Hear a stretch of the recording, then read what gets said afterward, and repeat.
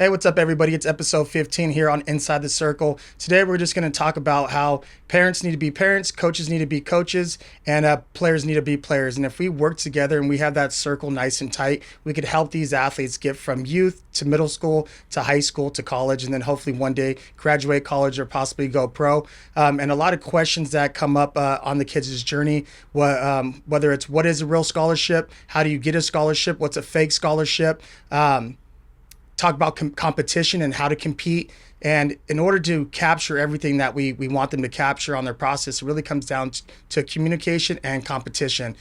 So I brought Coach Coco on here to just kind of bounce some ideas off each other, have a good dialogue, and just kind of touch on a lot of different things, not just one subject, but multiple different things that we see as we're launching the Corona Bulls, and how we have the Prep Academy that gets the kids ready for high school, or even our high school recruits that are getting ready for college.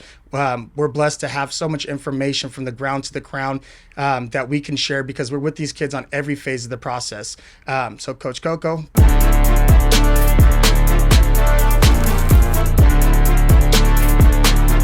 For you, what do you think is the most important thing that kind of parents out there need to know, or what we're doing for our families?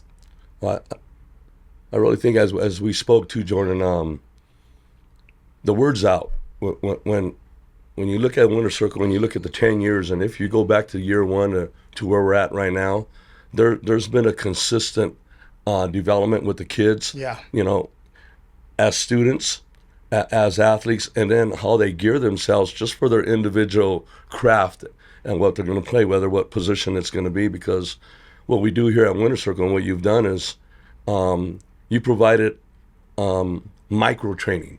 Like you had to come in here and learn football, that's macro. Yeah. But when you get to sure. hang out with a Coach Dov, and you get to hang out with a Coach Paella and Coach Clark, Coach E, Coach Boston, those guys are masters in microness. For sure. And then when you can get that microness going, and those parents get to see it, and when they start to visiting, they really get to see your history. And there's a lot to offer. And it's cool to see, like you're saying, get down to micro. What we do with our older boys is what we do with the younger guys, right? And seeing the script that we did at practice this week, we always want to coach them up. We never want to coach them down. And that's something that you're doing a great job on when creating the script, creating the format. The same thing our 14-year boys are doing, or our high school guys are doing, we're doing with 6U, 8U, 9U, 10U. And a lot of the parents are really impressed just from that, component of, wow, we watch your older boys practice and we see what you guys are doing with their younger kids. And you guys are already scrimmaging, you guys are already understanding plays, concepts, pursuit drill, little things like that, really getting down to the details. How are you able to communicate not with the older boys, right, but also down to the little kids? Well, it really took us that spring work, because in a sense, we always says, if you want to be good as a program, you got to have your communication right. Yeah. So what we've done for about a year and a half is we've established, breaking everything down the way we do it, and then said, well, this sounds good like this. So we have some terminologies that we use. Yeah.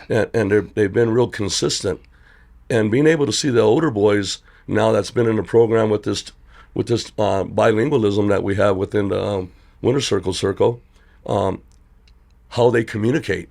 So it took the young kids about a good month and a half, for sure, in talking to their parents, like their parents going, it's foreign language, yeah, but they understand it now. So we could talk to them, and it got to the point right now, I really think that with the youngest group that we just did this past weekend, they conceptually could see things that other people can't see. For sure, they're starting to get it. And that's what we pride ourselves here at Winter Circle, is by understanding the microness of just a 2x2 gun left, that we can microly see what's in front of us offensively, yeah, and what's in front of us defensively.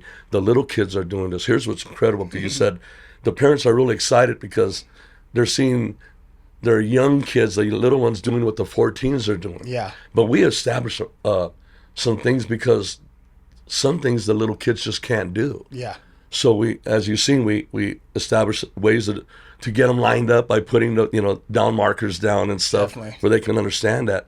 But most importantly, as I start to look at this stuff, I'm going, hell, let's get old school, because we as a coaching staff see there's so many dynamics that we can switch, get into an odd, get it into an even, but get into a 4-4 stack is is like primate Yeah, today. But it was so sound back in the days that you could see it sound. for sure. So we want to add it now. We talk to the coaches. We're going to add the 14-year-olds and 13s, and we're going to do what the young guys are doing. Yeah. So now we're piggybacking off of each other. That's what a program does. That's awesome. And I think outside of just the playbook and the football IQ, we're getting them, dialed in. I think two things that allows our players to be successful is one, communication, right? Communication with the parents, the coaches, the players, and also competition, Yes. right? And you see with the players who have been in our programs before, they understand those things. And when you add all these new players and parents from other different programs, right, you have some friction because they can't understand. I always say everyone wants to compete until it's time to compete. Yes. Right. Everyone wants to be in a good program. Everyone wants to compete. And everyone wants great coaches who could develop their kids until their kid might not be at the level of a starting guy. Right. And we see people who's like, how is my kid not starting? He was the best 13U player last year. Right. Or well, why aren't you guys doing this, or why aren't you doing that? And I think for us getting such an early start, we have to teach the parents, right? One, communication, what our goal is. And what I mean by that is the first couple of weeks, we're just installing run plays, right? And you get parents that are kind of like, well, my kid plays receiver, he didn't get the ball today. Well, that wasn't part of today's progression, right? So establishing phase one of install and run game. And then pass, right? Heavy or going spread or empty, and getting the parents to understand there's a plan and there's a reason behind everything that we do. And I know it's new for a lot of parents because they're just used to wherever they played at and they could just kind of jump out there. And some days they do pass, some days, run practices, whatever. But really getting the parents to understand there's a plan every single day that we go out there. But we also want them to compete for their position, right? How do you feel the competition and what we've been creating out there will benefit them, not just at the youth level, but for high school? I think we've given them some great tools, put them in a toolbox that they can identify them now, and they understand to be able to build a home, you got to put a foundation down. Yeah. So they understand those foundations because at the very beginning, when we stopped things at a halt because the tempo was wrong, you do a great job of doing that, recognizing, no, this isn't happening. It's not what it's supposed to look like. So what's cool, we said that our kids at the circle understand competition, they want to go.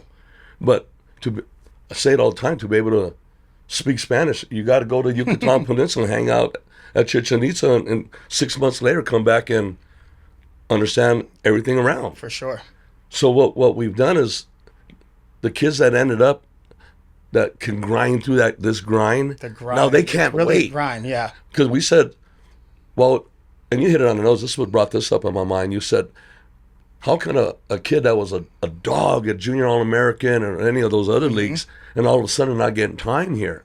Because they're dogs. They're all dogs. And if your kid's really a dog, he's going to learn to bark in that backyard with everybody else. 100%. So right now, when it's time to hit, shit, we got about 70% of the kids that weren't like the dogs that are dogs now, because now they want to hit. Why? Because they're thrown in that environment. They've indulged into the culture of winter circle, and the parents are trusting that they can just leave them there. Yeah. And then when they come and pick them up, they see now they got a different collar around their head. And everyone thinks they're a dog until you're around a bunch of dogs. And once you're around a bunch of dogs, who's the wolf that's going to eat the dogs? Who's right? the wolf, Who's Coach? the wolf? And people go and say, well, he's a dog. He's a dog. He's this. And then now we see, no, there's some wolves out here. There's some real, you guys might be dogs, but there's some wolves, some gorillas out here who don't care who you are. They're going to run through your face. They're going to compete. They're going to do everything right because they really want to be on that field. Yeah. And it doesn't matter if you came from Junior All-American, Pop Warner, whatever team, you're going to have to do a lot of things right. You're going to have a great football IQ. You're going to have great effort, great body language. The best player always isn't going to play because they might feel entitled. Why am I not starting? Now they have bad body language. For us, with us having 3 14U teams or 2 14s and a 13, a lot of guys, there's only 11 guys on the field. Who really is going to do the attention to details and be perfect to earn their spot on that team? You can't go and get away with things. Just talent. Talent alone isn't enough anymore, right? There's so many things that they have to do to really earn their spot on that team. And the competition and everything, the system that we run, because it's so hard now and so many kids do want to go to top high schools, this is what it looks like at those programs, right? And then the kids that do want to go to college, guess what? With the transfer portal now, with all these different things and how hard it is to get to college, you almost have to be perfect now to get recruited to college. 3-star recruits are no longer going to college. They're going D2 or going JUCO or D1 AA. Before, you could be a 2-star and maybe go D1, right? And now it's like, if you're not a 4 or 5-star recruit, good luck. We're just going to go get a guy in the transfer portal who's already been in college, who's already understand how to show up on time, how to go to class, how to attention to details there, where they're going to invest into that versus grabbing a kid who's a 3-star who still has to figure it out. And I really take pride in our program of what we do with our 6-year-olds is what we do with our 14-year-olds, which is what we do with our high school kids. And if you could survive through what we're giving you right now, because a lot of people won't. People are going to come and they're going to want to leave because it's too hard, right? And that's okay. This might not be for everybody, right? We want the 1%. But I always say I love that you never coach down. We always coach up. And if you're not there with us and you don't want to do the right things, maybe the program isn't for you. And you know, Coach,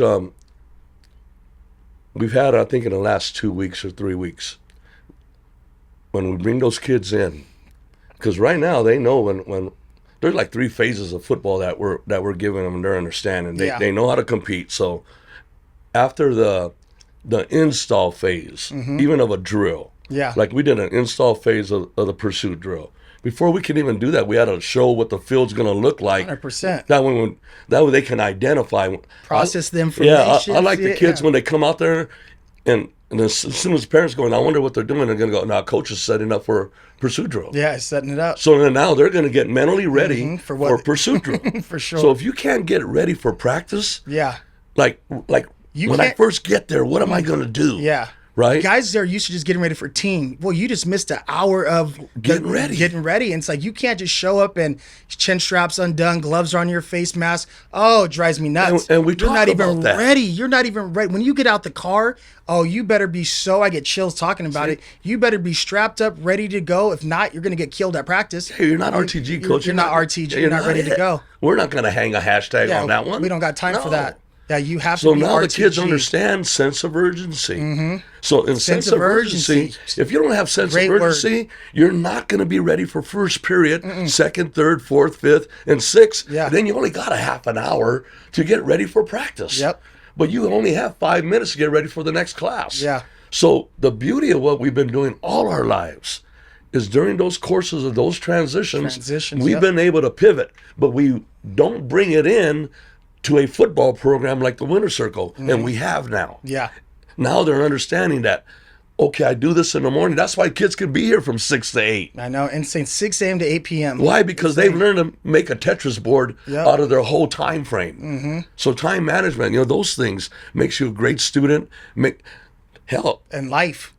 Right now, if you look at it, because we just did this with the young kids, they were competing today on this past weekend, and the ones that weren't competing are the ones that can't pay attention when we bring them in. I know they're just all over there picking blades of grass. grass. If you look at now, even at the older kids, as they go, why are you falling? Because you can't even take a knee and worry about what coach is saying. Yeah. Address them the way you would address your grandparents. Yeah. They don't look at you in the eye when they're down. They don't want to ask a question. I had a kid, when you were doing some stuff, someone crossed your face, and then everybody was like, good? Are we good? They were good? I go, any questions? And one kid goes, yeah, coach, what did he mean by cross the face? And I went, what a great question. What a great question. I remember Probably the greatest question. It went over everybody. Yeah. A lot of hands went up, right? So now they all know how to. Yeah, if he crosses his face. Yeah, they all know that, but they also know how important their value is. Because once they embrace their value, then so is the next teacher, so is the counselor. Yeah. And those counselors are going to relay that to recruiters that's calling about their grades. Yeah. They're going to see them in a Zoom when we start doing the Zooms. If you want to invite any of the schools, which we do, and then they're going to go, wow, I really like the way Matt Blaylock presented himself. I really like the way. And that's the difference between you not going to college or you going to college. Exactly. You go into a good program or not being. Especially in the portal today. Or in the portal right now, exactly. We get kids with do-rags laying down. On Zoom meetings with coaches and FaceTime, you can't even see their face. Can't even see their face. As soon as you get a call, just say you're in the transfer portal with 3,000 people, and they're making their calls every day because there's guys in there from Oregon, Alabama, Texas. There's guys right now from major programs that still aren't even signed. They're literally sitting at home, right? And if a coach is going to call you and you have your do-rag on, you're in your bed or half your face is showing, bro, guess what? That's why you're in the portal. That's why you're in you the look portal. at the kid who left Colorado, the 5-star cornerback, Kamari or whatever, and he blamed Dion and all this stuff. And then he goes down to Florida. And guess what happens? He's down there and he's already getting kicked off the team. He's already doing the same mistakes because they're allowing him since he was junior Pee Wee football or Pee Wee football to high school to college. Everyone's allowed him to get away with whatever he wanted to do because he was good. And we know all those players. And Dion said, nope, this is the standard. This is how we do things here. You're the 5-star top recruit. We even paid you a lot of money. Guess what? You're redshirting this year. And then you kick him out of your program after the season, and you invested all that time into him. He goes to Florida. Within the next school, in the next semester, he's already suspended and kicked out of that school. Is it the coach? Is it the program? Or is it the kid? It's the kid because no one's ever held him accountable. I think the beauty of what we have here, Coach, and what you've created, you created an incredible pot of wealth, and that wealth is education, being accountable for your own time frames, making sure that you're giving max effort in every phase of your life. You say it, if you do one thing one way, you do it all everything else you're going to do the same way, right? Even I look at that, even like going home, I'm going like, shit, I'm walking over this weed that's growing right between my damn concrete. Yeah, let me grab it. If I keep letting it go, I could say it's a plant, but if I let that go, I'll let everything else go. For sure. So I got to do everything, and I'm going, damn, this is exactly what Jordan's saying. We just do it. But that's why we're able to do what we do, because parents come up to us and say, we're just meeting you guys. You guys are literally at the 6U practice, 8U, 9U, 10U, 11U, 12U, 13, 14. You guys just coach all day. Well, this is what we do. That's what we do. The way we do it. You go to work, I go to work. We do our job. We have our family. We coach to coach. We work, but that's what we know to do. And we're going to do it at a high level because we were groomed to do it. The one way we do one thing is the way we do everything. Coach, all those other programs, I don't knock none of you guys that have great programs. Yeah. The OC Ducks they're great. All those teams are great. Whoever's out there. All those teams, they got great teams. I just think the difference is you go from 3rd grade to 8th grade, and they're in classrooms. Yeah. So it's not that they're just showing up and we're teaching them football. That's why I tell people we're not just a football program. We're an organization, a family. You're with us year round. And during the course, we got cognitive coaches and we got teachers that are invested. Those kids are nursed all the way through. Yeah. All the way through. It's not about being good in football season. It's about being great for 12 months out the year. Where are you going to be from when you start with us in June to football season, to off season, to graduation or promotion? We just spend a full 12 months with your kid. That's the difference with Winter Circle. You could only coach a kid and develop him and mentor him so much, 2 practices a week for 5 months during football season. There's so much more that kid needs poured into him. And the only way you could do it is how we do it and how we structure it. And that's being with them. A structured trip around the sun. Structured trip around the sun. Coach, that's what kids miss these days. They don't have that. And that's what coaches look and go, wow, I'm going to go to get these high school kids. Yes, they're there. They're all there. But not 30 of them, one class that just finished doing what they've gone through. Yeah, they got a few good players. We have a full team. We have an organization. That understand the importance of school, understand the importance of how do you look in a podcast, how do you address community, all those things is we provided that tool. Now when they get to the high school, the modern days and stuff, they expect that type of character to represent that organization, that institute. Yeah. And we provide that. Yeah. It's the holistic approach, not just being a good football player. That's the ground of the crown. Yeah. Because when they're all said and done, the kids that we have right now, you got great role models and all those guys that get scholarships and everything. They come here and embrace the program like no other. Some of those kids, I recognize that they can announce where they're going to go to college at the school that they're at. Yeah. But they choose to come here. Commit on TV here. Where the foundation was for 100%. Them. So when you look at that, you're going like, wow, that's exactly the ground of the crown, and that's what you provide. And that's the cool thing is, when our kids are in high school, and they come back, and now the kids are going through the process. They have that guy to look up to. But even more importantly, with how things are going, with how hard it is to go to college now, with the transfer portal, with less scholarships being available, right? UCLA said we have 22 scholarships. We're maybe doing 6 to 8 scholarships for high school kids. The rest are transfer portal guys. We really don't have to worry about our guys, because if you look at this year, we have 22, 23 guys that already committed to college. Not just college, but Oregon, Alabama, Ohio State, these type of schools. And it's like, it's because the way they did one thing is the way they do everything. They do it all. We don't have to stress about the transfer portal. We don't have to stress about what high school we're going to, because we know the foundation from a 6-year-old up until high school to college now. Before, obviously, we only coached 14U football, so we had them for a year or two, and then they would go on. But now it's like the babies, you really get to see this from 6 years old all the way up until signing day. And the more time we have with them, the more structured, discipline, That's way we can embedded build. in them. Now too, it's embedded. Coach. It's just their It's DNA. embedded. Their DNA is maximum effort, right? Accountability, attention to details. And to give a kid something like that so young is invaluable, right? That's something they're going to take on for the rest of their life. And it sucks that it is hard for kids now to get scholarships, right? There's a lot of kids that are out there are struggling, or guys who are trying to figure out what goes on. But for you as a recruiter, right, because you coached college football for a very long time, what were the main things that you were looking for when recruiting a kid? Oh, just Was how it they are as a versatility? teammate. Okay.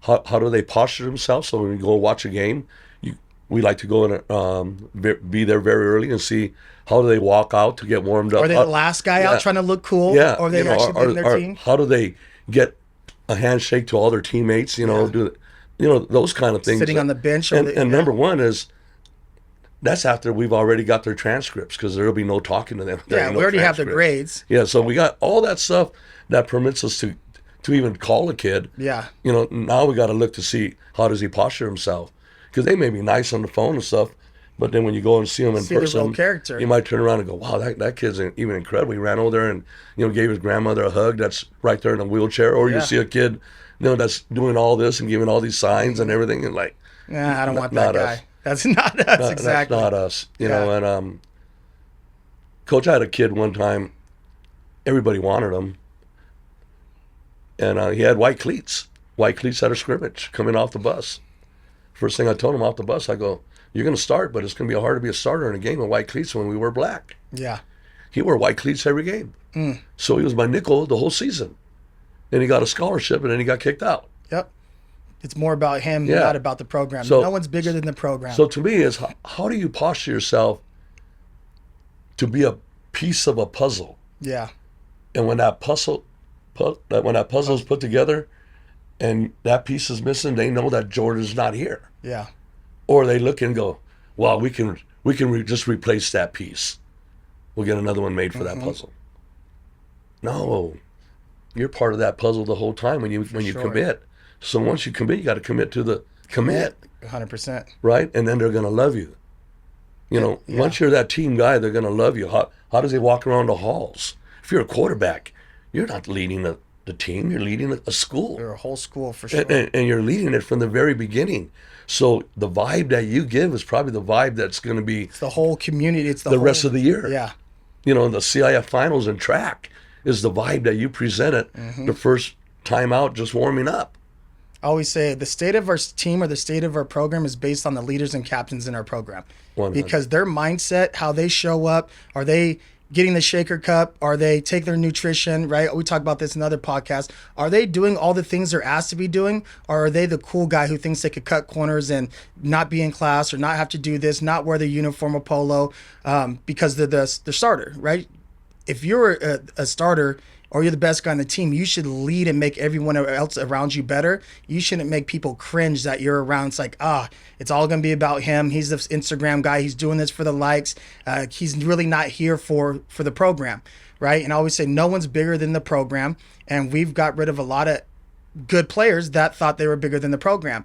And it's sad that I was 100% right on every kid I dismissed from our program, because now they're in the transfer portal or they're at home crying, and now they're out here trying to go and revamp themselves, but just your character screamed asshole for so many years that no one wants to deal with you now that, you already got kicked out. Now you need help, and no one really wants to help you because you were the wrong guy, right? You were just that punk. We know those kids, and it sucks because you can't save all of them, but sometimes some people need that tough love. They need to go and get a reality check, and hopefully they could figure it out after the first mistake. Everyone deserves a second chance, but if we don't have to go and put ourselves in a situation to need a second chance, then we're in a good situation. Yeah, and Jordan, and listening, here's what our kids do, because you've done this. This is what Winner Circle is our kids know, are they a D1 guy? They know if they're a D2 guy, because we're so true with them. Yeah. So they know, am I going to Damien or Ontario Christian or Modern Day? They know their Centennial, level. Norco. Yeah, they exactly. know where they could play, and they feel comfortable and confident. Yeah. That's the ground of the crown. And they know, can I play D1? Or if I'm not a D1 guy, it's going to be very hard to be an NFL guy. Yeah. So they even know the length of some of their dreams. 100%. So when you know the length of some of your dreams, then you can sit on this chair and know that you went to school and you got your degree. So no matter what, at 23, if you're in the NFL, you might be in there until you're 26. Yeah. But at the end of that, when that ends, once you've graduated, you're sitting on a chair with your degree standing pinned up right behind you on the wall. That's the crown. That's the crown. The crown looks different for everybody. Crown is different for everybody. And very few people make it.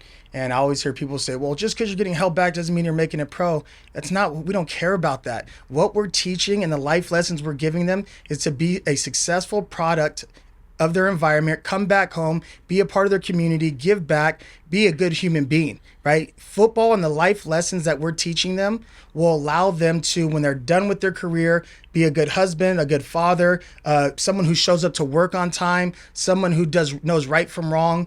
And those are the life lessons that I've taken from the game. And when you're doing gassers and you have 22 of them and it's 110 degrees out there and it's summer conditioning, are you the guy that doesn't touch the line when coach tells you to? Are you the guy that doesn't make your time, right? And your coach would always say, this will make you a better person down the road, right? What you wear, your team issue gear, showing up early to meetings, all those things. You don't get it when you're 18, 19, 15, 16. What does coach mean? These are going to make me better in life if I do the little things. Well, it's just stacking up those foundations and brick by brick. So when the game is done, you know how to look someone in the eye during a job interview. You know how to shake their hand. You know how to be respectable. You know how to be somebody that people could go to war with, whether that's in the job field or something else.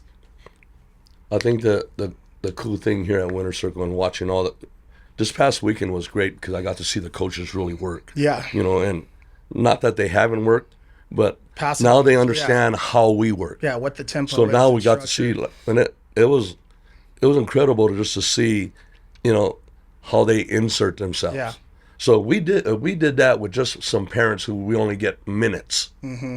Imagine what's going to happen with the kids, down the road. And when you have that type of impact, that they can turn around and get to a high school and go, this isn't right. Mm-hmm. Oh, man, I love what was going on. But we gave them that type of microness that they can even evaluate their own damn selves with people. And we've had kids go on to public schools, right, when they'll go and do 7-on-7 with them that are in 8th grade, and they'll come back and go, and it's not just all public schools. I'm just saying the couple who went to public schools, like, man, my coach didn't understand, what a skiff rule was, seam curl flat. Like, he was teaching me just to go hook curl, not realizing and reading 2-1 or 3-2. Yeah. Like, I can't go there if I'm already, my football IQ is where my coach is at, who's teaching me at the high school level. And that's just a credit to being around you and Damian Stafford and the coaches that we have. Like, you're coaching at such a high level for these 8th graders going into high school. They're craving more. They want more. They want to be pushed. And I see a lot of these kids as they go through their journey before picking a high school. Like you said, they'll come back and it's like, oh, coach, it doesn't look right over there. Or it looks right over here. Or they're letting me do what I want to do. Yeah, or I'm just the best player day one. No one's there going to push me, right? Our kids want to be pushed. They want competition. They want coaching. They want structure. And people always say, why do so many of your kids go private? Because they want greatness. They see that and see these programs winning the championship, and they see the competition or the guys on their team that are better than them, and they know that those guys could push them. They know they could continue to elevate and progress through 4 years of high school. And that just comes down to the mindset of our kids not wanting to go to a program that is easy and they could go in there and play as a freshman on varsity and be the best guy for 4 years and never get challenged. And their mindset and the way we teach them how to compete and, really dream big. That's the coolest thing that I see from the kids that came through our program. And a lot of the kids, we really started coaching them at that middle school level. So I could only imagine what it's going to look like when we have kids that go from, 10U, 11U, 12U, 13, as they go pretty much throughout our program. And it's only going to get better. Obviously, we're in year one of Corona Bulls, but as the teams stick together throughout the years, you'll always have guys leave, but the core group of the guys that we have stay each year and year in and year out, like our 25 class with Nazir, Wyatt Bear, Bachmeyer, Chuck McDonald, Dixon, all the guys that are top ranked 10 players in the state of California right now. The reason why that team was so good, they found a group of kids that were very like-minded. They knew how to compete. They knew how to challenge and push each other. And, they made everybody else around them better in the program. Coach, check this out. This is crazy. So I did a clinic maybe about 7 years ago, and we went back to the old high school to do it, along with the old high school coach, everybody's mentor, and there's like over 200 plus of our ex-players that are coaches. So that tree is pretty cool.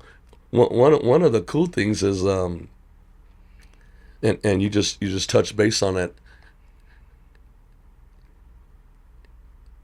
You named all those guys, and not one of them in the same community. They're all from different communities. Yeah, exactly. And they all conjugated here, right?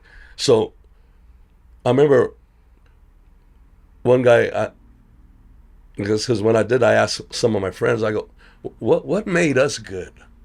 And they says, well, what Coach Lay did was he got all the alpha dogs from the 8 little elementaries and had us all got to meet. I wasn't even one of those guys, right? But he got the dogs, and they all wanted to be the alpha dog in the school, but they didn't want to compete against each other. We just learned to accept each other's greatness. For sure. Right? And here at the Circle, you get all these alpha dogs. From all Southern California. And everybody embraces their value. For sure. And then when their value starts to arrive and starts to rise, nobody gets more excited. Yeah. Whether it's the weakest to the strongest, as long as they get a PR, it's a winner circle event. Yeah. And that's what happened. All these kids see it. It's infectious. Cool. It's what infectious. It is. Yeah. So if I'm going to recruit a guy, I want to know that they have all the tangibles that a winner circle kid's already left the school with. For sure. Because it ain't no hidden secret.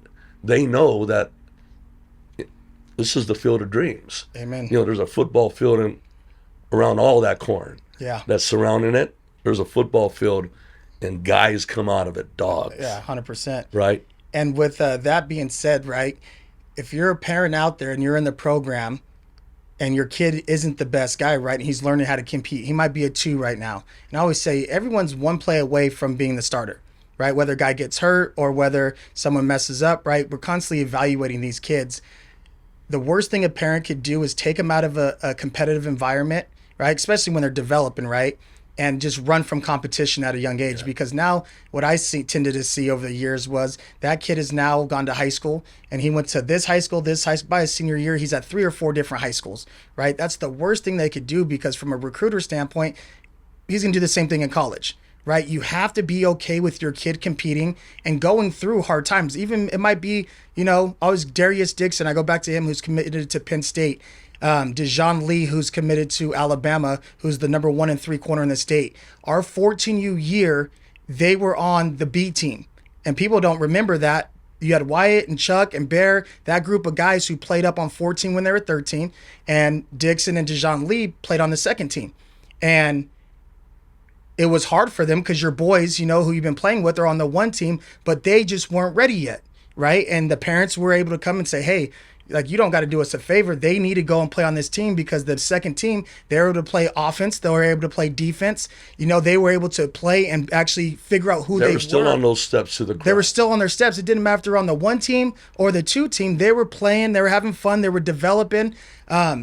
And looking back at it now, Dejon Lee ended up growing 6-7 inches. Now he's 6'4" receiver DB, playing both sides of the ball. Dixon's obviously at Mater Dei right now, committed to Penn State. All of them ended up having success, but everyone's development curve is different, especially at the youth level, because some kids hit puberty, some don't. Some kids put on 20 pounds in a year. Some kids maybe grow 6 inches in a year. And it's looking back at the two that were on the second team, their 13U year, instead of the top team. Now they're bigger than the kids that they were smaller than at the youth level, and it all worked out for them.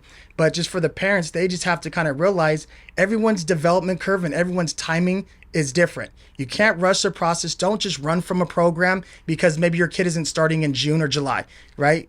Allow them to really go through their own growing pains. Hey, Coach, I was physical instructor for the fire academies at Mount Sac, and it was like that's how I got to be really like military. Yeah. Because you had to be like military. But I asked Chief, and his last name was Fire Robin. So I said, Chief Fire Robin, what makes a great cadet or fireman? He goes, when he's going up the ladder, he goes, you can see the ones that aren't ready. They want to skip and start getting up there. He goes, it's the ones that can grab every rung that'll make it up there safe and make it back down safe. That's what makes a great fireman, safety. Yeah. Right? He goes, but they had to hit every rung. Not skipping a step. Not skipping Just a doing their step. job. So Not rushing the process. when you talked about the kids that were on the ones and the other one were on the two team, these other parents knew that trust the process. Yeah. Let's not just get them up there and skip those rungs. Because they had a chance to go be on the top Right? team, but it was like, but they still had to hit. now. They had to fill that rung and fill that They other needed to. one and get that other foot there. Definitely. I think you do a great job, and Coach Eliseo does a great job of recognizing and evaluating it. I think that's pretty cool because they all get to hit that rung, and then the final outcome is just still the same final outcome. I know, exactly. And if you hit those rungs, it won't be. Yeah. Right? 100%. And those parents that are taking their kids here and there, when a recruiter The comes, dog and pony they show. just know that if I go after that guy, he's going to be in a portal in a year. Exactly. He's not going to commit to the commit. He's going to run immediately. He's going to run And immediately. he's going to transfer in high school, Yeah. and he's going to transfer in college. So if you're a kid who's bouncing around from program to program at the youth level, right, and blaming everybody else for you not being successful, that is the biggest turnoff for high school coaches and college coaches. You might have someone who still gambles on you and takes you, but if you don't learn how to compete and do the step by step and do the little things and the details, you're going to skip so many steps where you just end up your senior year looking around and saying, what happened? And that happens too often. Exactly. Power clean. Yep. It ain't 1 to 5. Nope. 1, 2, 3, 4, 5 all looks like 1. Straight up. Right? One by So, one. That's but you got to hit every one of those rungs. That's awesome. Appreciate you, Coco. We always good to have you on here, just dropping knowledge, sharing what we do. Episode 15. Thank you guys for tuning in. Inside the Circle. Like, subscribe. We'll keep pumping out content to you guys. Hopefully you guys enjoy the gyms and enjoy what we're talking about. Peace.